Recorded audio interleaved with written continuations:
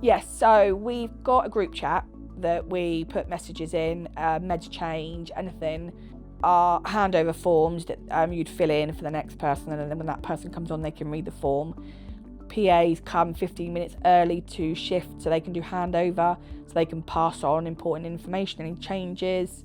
We have a notebook where PAs can pass messages or information about anything that's changed to each other. Definitely use technology to your advantage. Use apps or websites like Todoist, it's a great one. And we have a Google Drive as well, so everything under the sun is on our drive.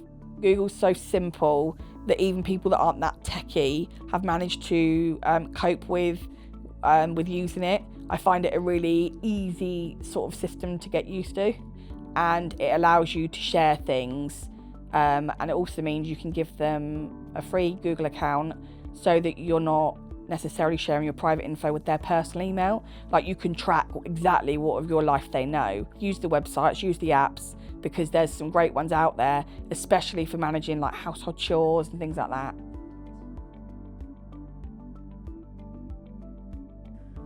We leave written notes for each other in a notebook and chat during handover. If there is a change in the routine, we make sure it is recorded so nothing gets missed. Regular communication keeps everything consistent for our employer.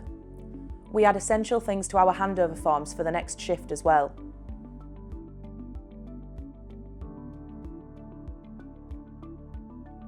Sometimes PAs, I've experienced in the past, they've been rather pushy with their view on how something needed to be done, and that led them not very open to learning a different way or teaching someone a different way because they have a different learning style. I think a lot of people assume that all PAs are going to have the same, and I think a lot of people assume that tasks are done the same by every PA, but they're just not.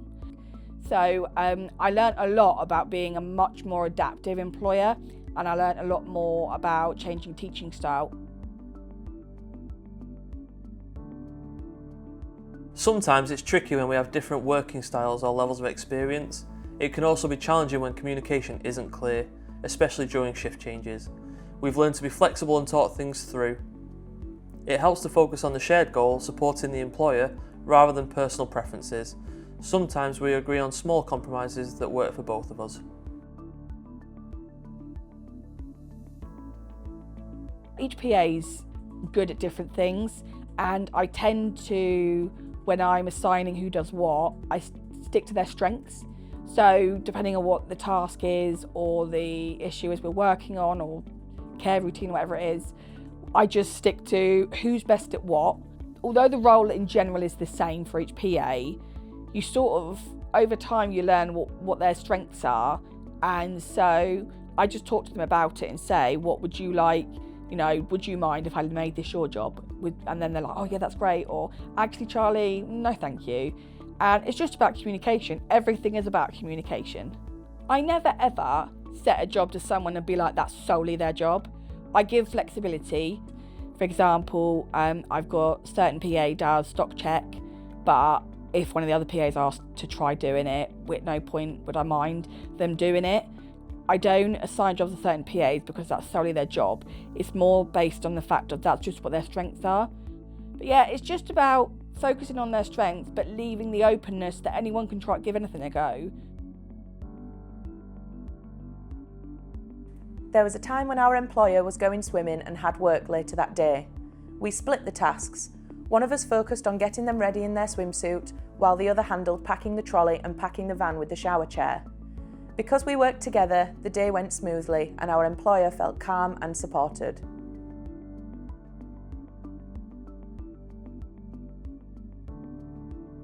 I did have a period of time when, unknowing to me, there was a PA that was bullying other PAs, and that was forcing them to leave, and I had no idea. So I went through 6 PAs in the space of 6 months, and so that devastated me, but it taught me you need to have open communication. So in their supervisions, one of the questions we ask the PAs is, do you have any issues with anyone else in the team? Because we want to talk about it, we want it to be aired, just like it is if they've got an issue with me, they can come to me or Mum as team leader, we can talk it through, we can liaise conflict resolution, and work on that. I also teach them, like I've learned, sometimes you've got to pick your battles. If a PA's done something that's peed you off, sometimes you've got to pick which ones you really need to be raised and which ones you don't. I really have to, remind them that at the end of the day, they're only seeing each other if we double up for swimming, if we go on holiday or at handover. Do you really need to be best friends with everyone? And I've taught that to my PAs. You don't always have to like your colleagues, you just have to be polite.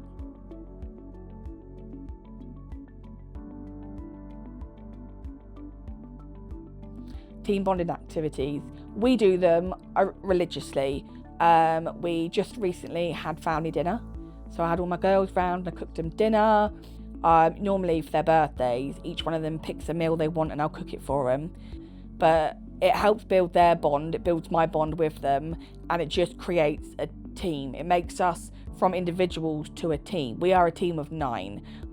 So it just builds stronger bonds and it gives us more willingness to support each other. I also always recommend that if I notice certain PAs are really, really getting good friends, then I have no qualms. I say to them, if see each other outside of work. I really encourage that. We also do things like if someone's having a really hard time, we might get a card and we'll all write on the card and give it to them. We'll get them, if it's bereavement, maybe some flowers.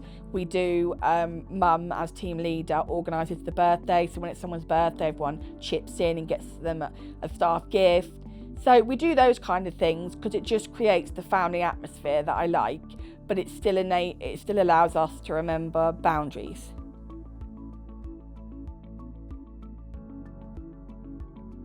I was on the brink of not surviving and they pulled everything. The way they took care of me, organising their rota, being patient when payday was late, they were absolutely amazing. I was completely gone to the wind for a long, long time, months on end, and the way they came together, the care they gave for me and the support for themselves, because they don't tell me, but I know they were upset. It was a scary time. We weren't sure if I was going to make it or not, and it was just absolutely superb. Communicate clearly and regularly. Share updates on tasks, schedules and routines. Ask questions if you're unsure about instructions or responsibilities. Respect each other's roles. Understand each PA's responsibilities and boundaries. Support each other without overstepping or taking over tasks unnecessarily. Coordinate with the employer. Keep the employer informed about changes or issues. Ensure consistency in routines and preferences. Be flexible and adaptable. Be willing to adjust to changes in schedules or approaches. Collaborate to find solutions when challenges arise. Build a positive team relationship. Be professional, friendly and respectful. Recognise and appreciate each other's efforts. Maintain confidentiality. Respect the employer's privacy and personal information. Share necessary information only with the relevant team members.